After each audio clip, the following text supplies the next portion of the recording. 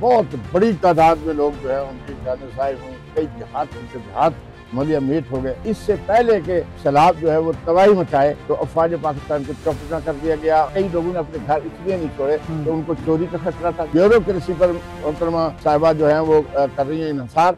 अस्सलाम वालेकुम नाज़रीन, मैं हूँ राना तौसीफ। आप देख रहे हैं DS डिजिटल टीवी। नाज़रीन, पाकिस्तान में जो सैलाब की सूरत हाल पिछले एक महीने से आलमोस्ट, जिसमें पाकिस्तान समेत हिंदुस्तान में भी जो तबाही मचाई है, अभी सैलाब तो कुछ थम गया है, सैलाबी रेले तो कुछ थम गए हैं, लेकिन जो मुसीबतों के जो पहाड़ लोगों पे जो टूटे हैं वो शायद थमने का नाम नहीं ले रहे।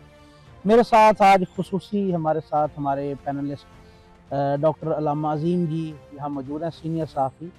अस्सलाम वालेकुम सर। वालेकुम सलाम व रहमतुल्लाहि व बरकातुहू। अल्लामा साहब, बहुत शुक्रिया आपका आज तशरीफ़ आवरी का।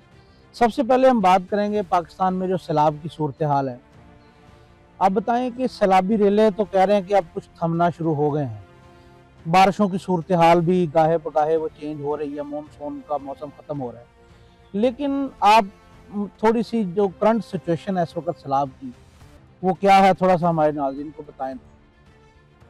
बिस्मिल्लाहिर्रहमानिर्रहीम। मैं शुक्रगुजार हूँ DS TV का और राना तौसीफ साहब आपका कि आपने हमेशा अपने वतन के लिए, अपने हम वतनों के लिए आवाज़ उठाई है।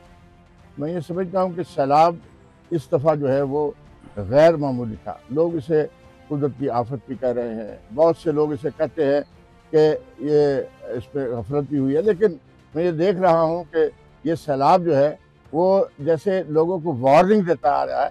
ये इस दफ़ा सैलाब वार्निंग देके आया है कि पहले वो KP के में आया और वहाँ पर जो है वो बादल फटे और बनेर में और सवात में तबाही मचा दी और बहुत बड़ी तादाद में लोग जो है उनकी जान साहिब हुई, कई देहात मलिया मीट हो गए। और उसके बाद जब जो है वो ईस्ट पंजाब में जो भारत का हिस्से में है, वहाँ पर जो है वो सैलाब ने तबाही मचाई। उस सैलाब की तबाही से पहले ये एक तरह की वार्निंग थी पाकिस्तान में, लेकिन मेरा ख्याल है कि वो जो इंतजाम करने चाहिए थे वो नहीं किए और फिर ये सैलाब रावी में, चनाब में, ब्यास में, सतलज में इस तरह से आया है कि कभी आंखों ने देखा नहीं। सच्ची बात यह है कि मैं सैलाबी रेलों में 88 में मैं फोर फ्रंट पे मैंने काम किया था। हुकूमत पंजाब, उस पंजाब में गवर्नमेंट थी मियां मोहम्मद नवाज शरीफ साहब की, और सेंटर में गवर्नमेंट थी जो है मोहतरमा बेनज़ीर साहबा की, और वो पीपल्स पार्टी का और मुस्लिम लीग का कन्फ्लिक्ट था। तो फिर ये उसमें एक कमेटी बनाई गई, उससे मुझ पर एतमाद किया गया और ये फिर लाहौर, शाहदरा और इस एरिया में फिर हमने दोनों आपका तो मिलाकर जो है वो हमने ऑन ग्राउंड, क्योंकि आपका तो हुकूमत वक्त के साथ भी बहुत ज्यादा ताल्लुकात थे, इन्फ्लुएंस था। तो अब मैंने जब ये देखा है कि लाहौर डूबा तो लोगों की तवज्जो हुई, बजाय इसके कि लोगों ने एकदम से पंजाब हुकूमत पर तनकीद की, क्योंकि मोहतरमा बेनज़ीर साहबा उस वक्त जापान के दौरे पर गई हुई थी। वो जैसे वापस आई तो लोगों ने समझा कि जैसे रवायती में जो है वो करते हैं वज़ीर आला या वज़रा गए और कर दिया, लेकिन इस दफ़ा थोड़ा सा मुख्तलिफ हुआ। मुख्तलिफ होने की एक ख़ास वजह है जी, वो ये है अफवाज पाकिस्तान। अच्छा, लाख इख्तलाफ आप कर लें, लेकिन फील्ड मार्शल आसिम मुनीर शाह साहब ने जो खुद दौरा किया और दौरा करके उन्होंने अफवाज पाकिस्तान को हिदायत की कि इससे पहले के सैलाब जो है वो तबाही मचाए तो अफवाज पाकिस्तान को चौकन्ना कर दिया गया और ख़तरात की जगह पर अफवाज पाकिस्तान चला गया। जिस तरह से रावी ने जो है 3-4 सोसाइटीज़ को पूरे अपने नरगे में ले लिया तो अमवात ज़्यादा हो सकती थी, लेकिन अफवाज पाकिस्तान ने बर वक्त और हुकूमत ने उस वक्त इसका वो कश्तियाँ दे के इतला किया। लेकिन जो विजुअल्स आ रहे हैं अल्लामा साहब, आपने जो बात की अभी, ज़ाहिर अफवाज पाकिस्तान का तो रोल रहा है माजी में भी और अब भी अफवाज पाकिस्तान बशाना बशाना लोगों के साथ खड़े हैं, मदद के लिए आ रहे हैं, लेकिन जो विजुअल्स आ रहे हैं उसमें लोग बता रहे हैं वहाँ पे एंकर्स को, सहाफ़ियों को, कि हुकूमत के नुमाइंदे आ रहे हैं, वो वीडियोस बना के वापस चले जाते हैं, राशन तकसीम करने के बहाने आते हैं। उसके बाद जब ख़ास तौर पे वो जो मैं कहूँ कि वज़ीर आला साहब को शायद या तो ब्यूरोक्रेसी मामू बना रही है वज़ीर आला साहिबा को, या वो खुद कुछ आंखें बंद किए हुए हैं। तो आपका क्या कहना है? मैं इसी तरफ आ रहा था कि जैसे ही लाहौर में तबाही मची, तो अभी ये जो पानी है ऊपर से नीचे आता है, और इस तरह से ये है जो चनाब और सतलज जिस जगह पर मिलते हैं, इस पर पहले इंतजाम नहीं किए गए थे। बड़े बड़े बंद बने हुए थे, और वहाँ के जो मेंबरान पार्लियामेंट हैं उनको कई करोड़ों में हुकूमत ने पैसे दिए थे ताकि इन बंदों को जो है वो पहले से पुख्ता करें, या उनके साथ पहले से आने वाले खतरात के तहत एक्स्ट्रा वहाँ पर जो पत्थर और मिट्टी रखें।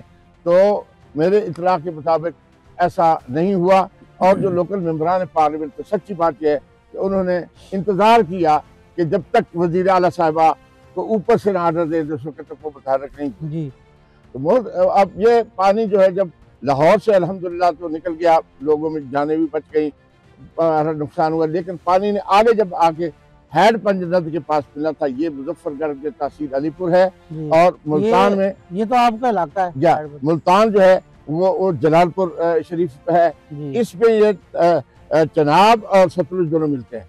यहाँ पर कोई खातिर खा इंतजाम नहीं किए गए, और आपको थोड़ा सा मालूम होगा, ये अल्लाह तबारक तआला ने मुझ पर करम किया कि अजीम जी वेलफेयर सोसाइटी जो है वो इस वक्त जलालपुर में, अहमदपुर शर्किया में, मुबारकपुर में, और ये ज़िला बहावल नगर है, बहावलपुर है, और जो तहसील अलीपुर में जो है ये हमारे जो है शहर सुल्तान हो गया, और इनके जो नहर के दोनों दरियाओं के किनारे हैं, बंदों के ऊपर लोग जो महफूज मकाम पर आपके बैठे हुए हैं। हम बाकायदगी के साथ 1 महीना 10 दिन से इस वक्त आज के दिन से जो है वो लोगों को 1500 से 1800 लोगों के लिए यौमिया खाना यहाँ पर, और इसी तरह से 1500 से 1800 लोगों के लिए खाना जो है जलालपुर में तकसीम हो रहा है। अब जो बात असल करना चाहता हूँ कि वहाँ पर हुकूमती कारिंदे जो है वो नहीं आए, अगर आए भी तो रुकावट डालने के लिए आए। आप कौन हो? जैसे ही मोहतरमा वज़ीर आला साहब ज़ाहिर है वो मुख्तलिफ इलाकों में जैसे ही उनके आने का हुआ 2-3 दिन, तो वो जो फेस पर लोग थे, जो कैंप बने हुए थे, उनमें तो उन्होंने बड़ा सफाई का इंतजाम किया। लेकिन जो लोग जैसे बहुत दूर दराज से कई लोगों ने अपने घर इसलिए नहीं छोड़े कि उनको चोरी का खतरा था। दूसरा ये था कि उनकी जवान बेटियां थी। हमारे जो वर्कर हैं रजाकार जी बता रहे हैं, वो कहते हैं कि हम बंद में जाएंगे, कहाँ जाएंगे, सिर्फ खुले आसमान में सारे 2 लोग होंगे, हमारी बेटियां बहुएं जो है वो बाहर जाने के लिए, पेशाब पखाना के लिए टॉयलेट्स वहाँ नहीं है। इस लिहाज से वो लोग उनका जैसे भी है, मुझे ये रजाकारों ने बताया, हम आपको फुटेज में भी दिखाएंगे कि ऐसे दरिया के अंदर 1-1 मील पूरा जो है अंदर जाकर हमारे रजाकारों ने उनको खाना दिया, और उनसे पूछा गया, उन्होंने कहा कि हम कसम उठाकर कहते हैं कि हुकूमती कोई भी बंदा हमारे पास अभी तक नहीं पहुंचा। तो मैं हैरान हूँ, कहाँ गए? बस ये जब अभी अलीपुर में जैसे अभी तक डॉक्टरों की टीम अब आएगी, और वो अजीम जी वेलफेयर सोसाइटी के साथ मिल के अब वहाँ के लोगों को काम करके 1 महीना हो गया, लोगों के साथ क्या हालात है। और इसी तरह से बहुत सारी जगहों पर गफलत हुई है। लेकिन मेरा ये ख्याल ये है कि ये इसमें जो वज़ीर आला मरियम नवाज के आने के बाद मुतारिक हुए हैं लोग, लेकिन इससे पहले इतना ज्यादा मुतारिक नहीं। अच्छा, मैं आपकी बात को एक और पूछना चाह रहा हूँ कि जब वो एक क्या वाकया है कि जब वो आपके कुछ लोग काम कर रहे थे कि वो वहाँ पे कुछ ब्यूरोक्रेसी के अफसरान आए, उन्होंने कहा कि जब वज़ीर आला चली जाएंगी तो फिर आप नहीं, वो ये है कि पहले शुरू में वज़ीर आला की आमद से पहले जब हमारे लोगों ने अजीम जी वेलफेयर सोसाइटी पर काम किया तो मैंने अपना नाम नहीं दिया था। मैंने कहा यार वैसे आप करो काम, लेकिन उन्होंने कहा कि आप कौन लोग हैं, और फिर उसके ऊपर वो मेरे साथ बात हुई, और तो उन्होंने पहले पुलिस वालों ने रोका, तो फिर अफवाज पाकिस्तान जब तो फिर मेरे साथ बात हुई, तो अफवाज पाकिस्तान ने फिर रिकॉग्नाइज किया कि हमारा सही काम है, तो उन्होंने कहा कि ठीक है अब आप काम करें। तो पहले वो ये था कि वो कह रहे थे कि नहीं आप लोग यहाँ तकसीम नहीं कर सकते, हो सकता है आपका खाना मयारी ना हो, या लोगों की कोई बीमारियाँ, या ये था सच्ची बात है ये तो नहीं चाहते थे कि कोई और ऑर्गेनाइजेशन उसमें शामिल हो, उनका नाम ना हो। तो इस तरह से मुश्किलात आई हैं।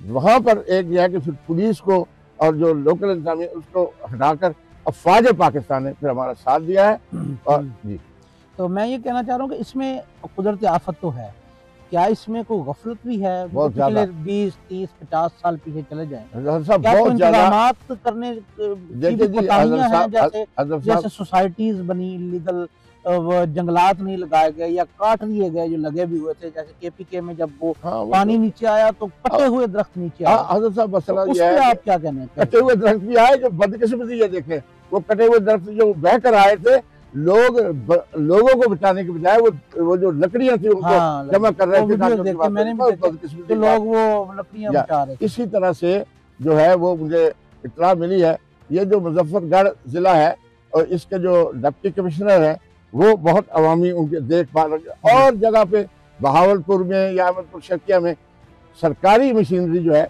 वो कहीं भी नजर नहीं आई। और जैसे ही मोहतरमा जो है मरियम साहिबा जो है, मरियम नवाज साहिबा, जो उनका दौरे होते हैं, फिर तो एकदम सारे लोगों के लिए वो कवर हो जाता है। लगता यह है कि ब्यूरोक्रेसी पर मोहतरमा साहिबा जो है वो कर रही हैं इन्हिसार, उनको अपने आदमी भी छोड़ने चाहिए ताकि उनको बताएं। ब्यूरोक्रेसी जब आती है या उनके आने का प्रोग्राम होता है तो बहुत सफाई हो जाती है। जी जी हाँ, लेकिन वो कैंप लगते हैं, वो कहते हैं कि करेक्टराइज्ड लोग बिठाए जाते बिल्कुल हैं उसमें कुछ लोगों को, लेकिन इनको ये है कि दिखाने के लिए। या अलीपुर में क्योंकि अफवाज पाकिस्तान का ज्यादा जोर है वहाँ पर, तो जो फील्ड मार्शल जो है उन्होंने खुद भी दौरा किया है, उसकी वजह से, फौज की वजह से वहाँ पर लोगों को कुछ राशन वगैरह जो सही मिल जाता है। कई कैंपों में तो लोगों ने ये भी शिकायत की है कि भाई हमें सिर्फ दाल रोटी दी जाती है, तो इस तरह से मतलब है कुछ है। तो लेकिन ये आफत इतनी बड़ी है, इसमें फौरी तौर पर 100% तो इक़दाम नहीं हो सकते, लेकिन अल्हम्दुलिल्लाह अब हमें जो है इसके मतलब अब इससे बचा कैसे जाएगा? गुजारा जब इसमें बीमारियां फैलने का या खतरा अब है, फौरी इसमें तौर पर जरूरत लोगों है। की अब तहसील अलीपुर को अमलाक का आफत लगा गया। नुकसान, हजूर, मैं यहाँ बता दूं, ज़राअत का नुकसान, हर चीज का नुकसान। या मैं आपको अर्ज करूं कि तहसील अलीपुर को आफतज़दा करार दे दिया गया है, जलालपुर शरीफ को आफतज़दा करार दे दिया गया है, जहाँ पर मेरी ऑर्गेनाइजेशन जो अजीम जी वेलफेयर सोसाइटी, वो वहाँ पर बंद पर बैठे हुए लोगों को और तब्बों में बैठे हुए लोगों को गर्म खाना तैयार करके उनकी मर्जी के मुताबिक अद्वियात, दूध और पानी, साफ पानी के कैंप्स जो हैं उनको दे जा रहे हैं, मिनरल वाटर वगैरह तो कर रहे हैं। और उसमें अब हुकूमत पंजाब ने एक मेडिकल जो है वो टीम भी भेजी है, वो भी हमारी उस ऑर्गेनाइजेशन के साथ मिलकर काम करेगी। अल्हम्दुलिल्लाह अब आहिस्ता आहिस्ता पानी भी कम हो रहा है, लेकिन जैसे जैसे पानी कम हो रहा है उस तरह से अब आफात ज़्यादा आ रही हैं, बीमारियां जो फैलेंगी। दूसरी लोगों के घरों के अंदर पानी सैलाबी की वजह से मिट्टी चली गई है, बहुत ज़्यादा कीचड़ चला गया, कच्चे मकान थे, बहुत लोगों में दुख है। और इस मुझे एक और ख़तरा है जी जी कि जब सैलाब अब ख़त्म हो रहा है तो हुकूमत बेनियाज हो जाएगी, ये जो सरकारी अफसर है वो बेनियाज हो जाएंगे, क्योंकि अब तो सैलाब है नहीं। और जो लोगों के मकान गिर गए हैं, लोगों के मवेशी जो है उनको बैठने की जगह नहीं है, और उनके लिए खाने पीने का तो उनका सारा सामान ही चला गया, यानी आटा, चावल, दाने, और इवन माल के लिए जो चारा था। अभी तो इंतजाम पंजाब गवर्नमेंट हंगामी तौर पर इसको तरजीही बुनियादों पर मुश्किल करना पड़ेगा, और इसको सैलाब की तबाही के बाद बड़ी तबाही समझा जाए और लोगों की मदद की जाए। जी बहुत शुक्रिया अल्लामा साहब आपका टाइम देने का। जी नाजरीन, ये थी आज का हमारा प्रोग्राम, तो कुछ नई अपडेट्स के साथ हम दोबारा हाजिर होंगे आपकी खिदमत में। तब तक के लिए अल्लाह हाफ़िज़।